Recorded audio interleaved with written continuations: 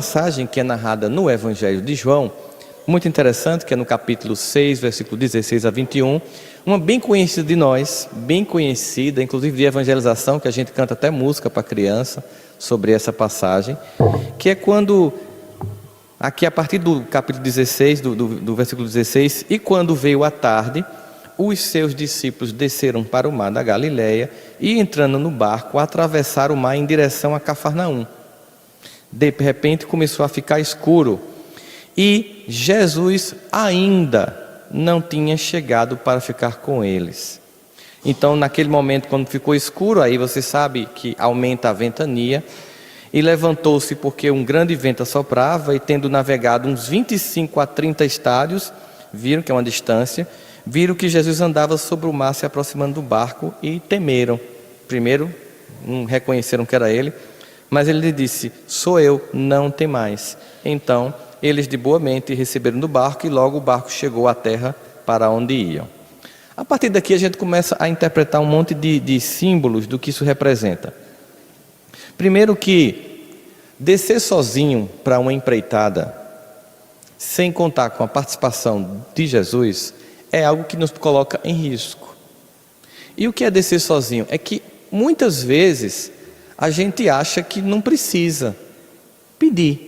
Coisas simples, acordar e dizer: esteja comigo ao longo do dia, onde eu for, o que quer que eu faça, vamos comigo nessa viagem, me inspira, me ajuda a estudar, me ajuda a dizer o que é preciso quando eu for conversar com alguém que eu estou com discórdia, para que não aumente a discórdia e para que eu consiga a paz. Contar com Ele o tempo inteiro. A gente percebe que os discípulos, quando eles veem que o mar está legal, que o dia está claro, eles pensam: dá para ir sem Ele. Quando o bicho aperta, aí eles começam a dizer assim: por que Jesus ainda não chegou? É como se a gente assim, não, para a vida normal, para a minha vida pessoal, fazer as coisas que eu faço, eu posso fazer sem contar com a ajuda do alto. Eu vou fazendo, mas aí quando vem a tempestade das escolhas, a gente começa a perguntar: por que ele ainda não está aqui? O que foi que houve?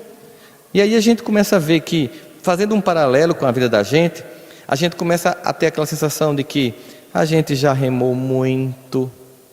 Pensa aí, cada um de nós tem aqueles pontos cegos, né?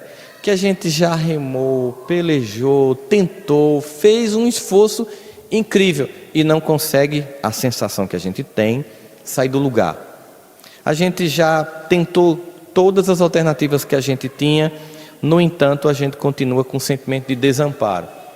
É quando a gente começa a perceber que isso gera um certo aprendizado. O aprendizado seria: em muitos momentos, para não dizer em todos, em muitos momentos você deve contar, pedir a ajuda do alto. Você deve pedir a ajuda de Deus. Só que a gente primeiro tenta muito só. E quando a gente finalmente entrega, a gente entrega achando que não merece. A gente entrega assim meio vacilante. Eu acho sempre clássica aquela cena de Ghost, quando o Whoopi Goldberg vai entregar aquele cheque à freira, né, que ela vai entregar, ela só entrega porque o Espírito diz que ele tem que entregar, senão ela ficava para ela, né?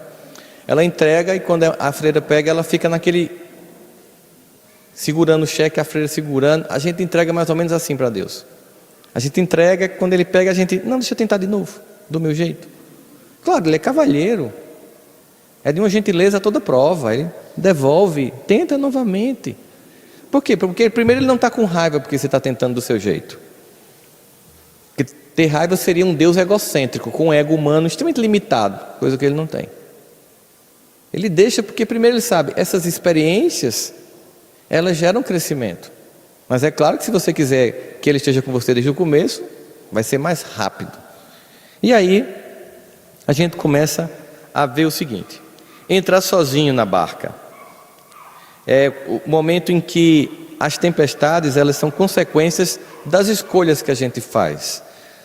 Na hora de escolher o que fazer, parece que a gente não precisa consultar Deus. Na hora que dá problema, isso é comum com aquela fase natural, completamente natural, da adolescência, em que o filho começa a tentar ter o seu próprio modo de vida. Então, muitas vezes aquelas regras que os pais têm, na melhor das intenções, começam a dar uma sensação de aprisionamento. É quando você diz assim, não vá por aí, não vai dar certo, eu já passei por isso. Esses conselhos todos não servem. Vocês sabem disso, né? A gente ouve, mas não segue. E quem já é pai e mãe diz, mas percebe que parece que não funciona. A pessoa tem que quebrar a cara, incrível. Especialmente porque nessa época a gente tem uma sensação de que está pronto. Normal. Até ontem você estava trocando minha fralda, até ontem você amarrava meu cadastro, fazia o 8. Até ontem você penteava meu cabelo, agora eu consigo pentear o cabelo, fazer o cadastro. Estou pronto para o mundo. Sentimento de poder é incrível, põe frente a qualquer coisa. E aí você está conversando com um monte de amigos seus que passa pela mesma sensação de que a família está aprisionando. Eu lembro que eu dizia para minha mãe que ela tinha vindo no mundo para destruir a minha vida. Você veio no mundo para destruir a minha vida. Lembro, perguntava, você não cansa de repetir não para mim as coisas? Ela disse, desde o segundo dia que eu cansei. Eu disse, por que você diz? Porque você não muda. Você não gosta de ouvir isso? Gosto não, detesto. É tão simples, muda que eu não falo. E mãe diz de forma pausada, né? Mãe diz assim, tira essa toalha molhada da cama, pelo amor de Deus. Desliga esse computador, faz alguma coisa que preste na tua vida, vê se dá pra gente. Que é aquela coisa pausada. Quem é esse menino? Na frente da criatura, o cara nem sabia quem era mais ele, tão nervoso que ficava. Isso presta, isso estuda, é bem assim, né? E aí quando não funcionava, porque é natural, porque a gente escuta, mas não faz, aí a mãe apela para chantagem, normal. Você quer que eu morra?